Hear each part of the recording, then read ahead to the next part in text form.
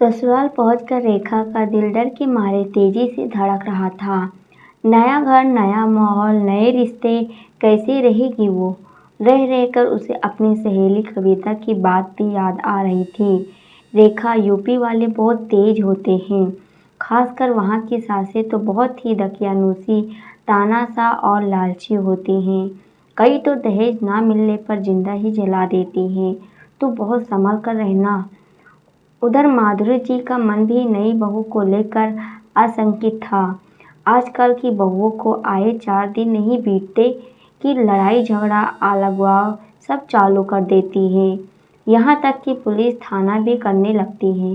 पता नहीं उसकी बहू कैसी होगी। लेकिन फिर उन्होंने अपने मन को शांत किया। ये क्या अनाप शनाप सोचे जा रही हूँ।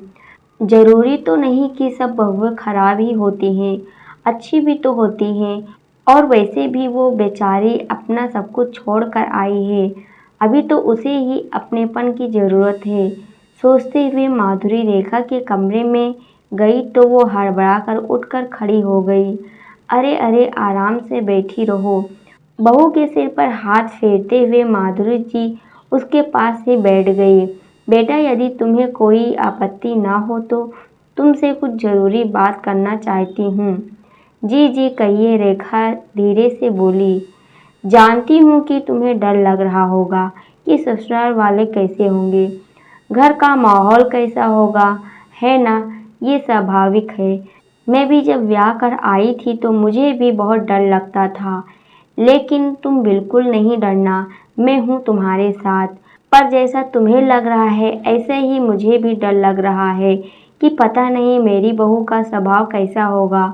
अब तक तो मैं अपने मन का काम करती हूँ, घर के सभी सदस्य शांति से मिलजुल कर रहते हैं। लेकिन अब सब कुछ बदल ना जाए, इनको डर लग रहा है और वो भी मुझसे।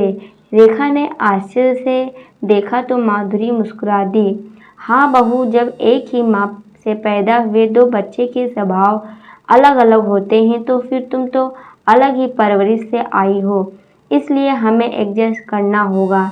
यानी हम दोनों ही को उसके हाथों को थामते हुए दृढ़ शब्दों से बोली, यदि तुम्हें मुझसे कभी या किसी भी तरह की शिकायत हो तो बेझिझक बताना, मैं उसे सुधारने की पूरी कोशिश करूँगी। लेकिन हाँ, इसी तरह मैं तुम्हें बताऊँगी, गलत करोगी तो समझाऊँगी, ज़रूरत हुई तो डांटूँगी भी। तुम्हें कभी मुझ पर गुस्सा आए तो भले ही झगड़ लेना, पर अपनी माँ समझकर माफ़ भी कर देना। कोई बात गांठ बांधकर नहीं रखना।